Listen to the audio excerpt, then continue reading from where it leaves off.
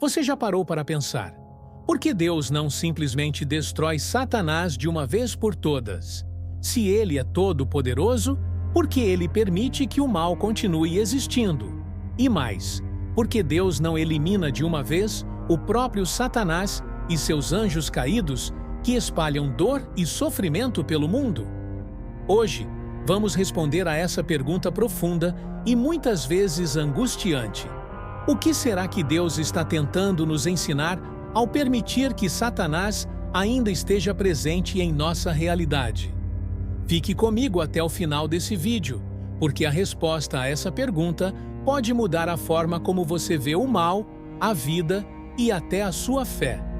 Quando pensamos sobre Satanás, é comum imaginá-lo como uma figura assustadora, o mal personificado. Ele é, sem dúvida, uma das figuras mais temidas e faladas em todas as religiões. Mas você sabia que Satanás, antes de ser essa figura sombria, era um anjo criado por Deus? Ele foi feito para louvar e servir. Mas, por causa do orgulho e da rebelião, ele se tornou o que conhecemos como o acusador, o tentador, o líder das forças do mal.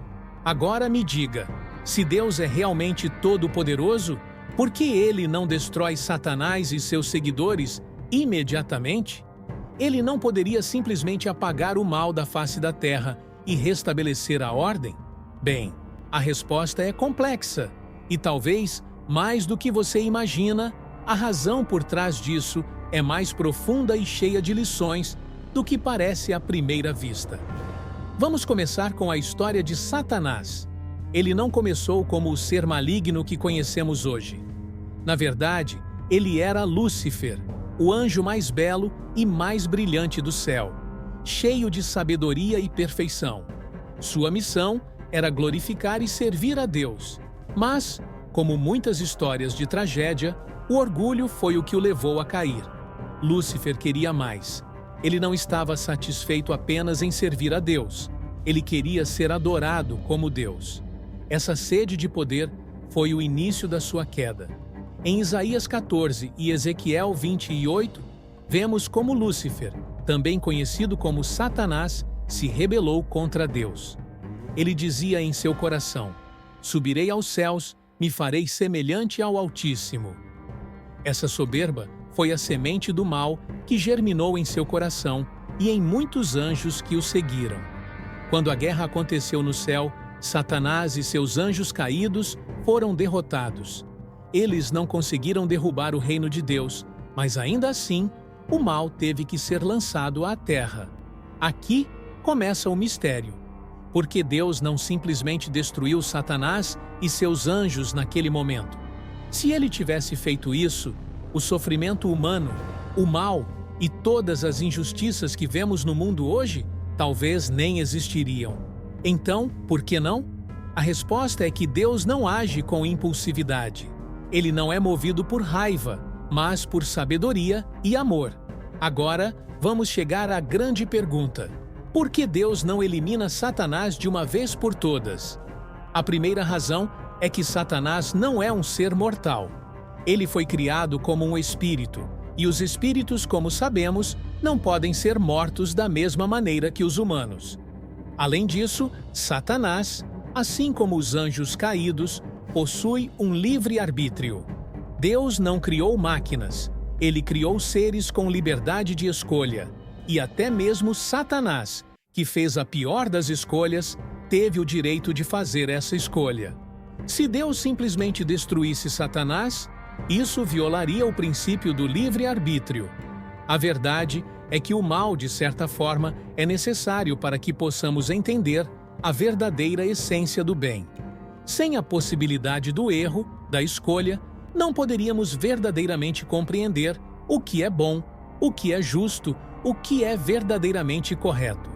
Deus, em sua infinita sabedoria, permitiu que o mal existisse para que nós, seres humanos, tivéssemos a oportunidade de escolher livremente entre o bem e o mal. E é por isso que Satanás e seus demônios continuam existindo. Eles são parte de um plano maior que ainda não compreendemos totalmente. Agora, talvez você se pergunte: Como isso se conecta à nossa vida? E mais, qual o papel de Satanás em tudo isso? Aqui está a verdade impactante. Satanás tem um papel fundamental na história da redenção. Sim, você ouviu direito.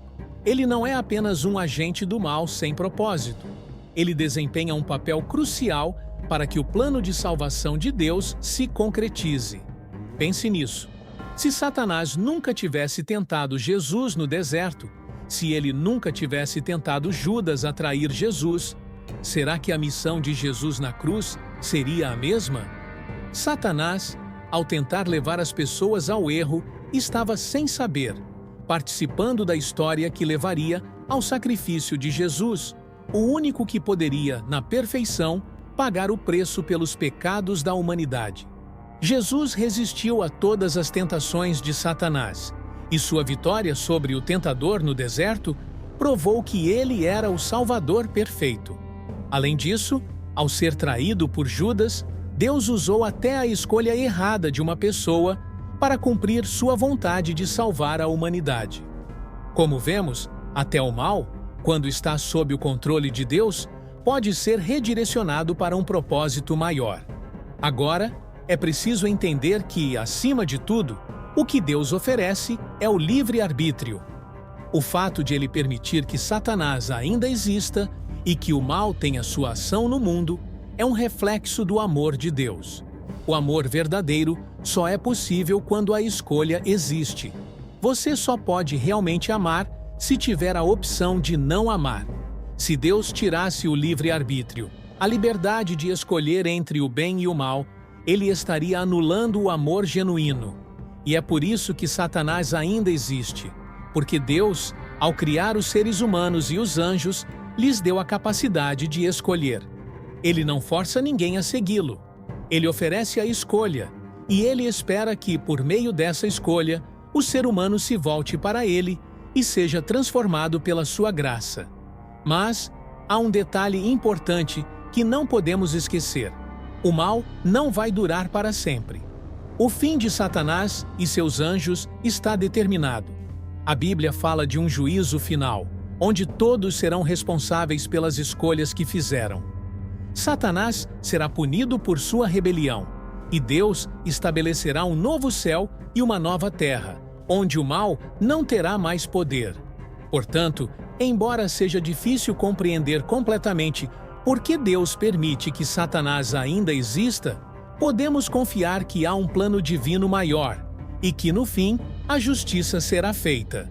E enquanto isso, nós somos chamados a viver com fé, resistindo às tentações e sendo instrumentos do bem no mundo. E aí, o que você pensa sobre tudo isso? Acha que o mal tem algum propósito no grande plano de Deus? Eu adoraria saber sua opinião. Se você gostou deste vídeo e quer entender mais sobre esses temas, se inscreva no canal para não perder os próximos conteúdos.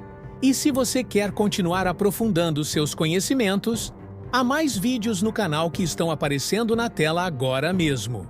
Não se esqueça de deixar seu like e compartilhar este vídeo com seus amigos. Sua interação ajuda o canal a crescer e alcançar mais pessoas. Muito obrigado por assistir e até o próximo vídeo.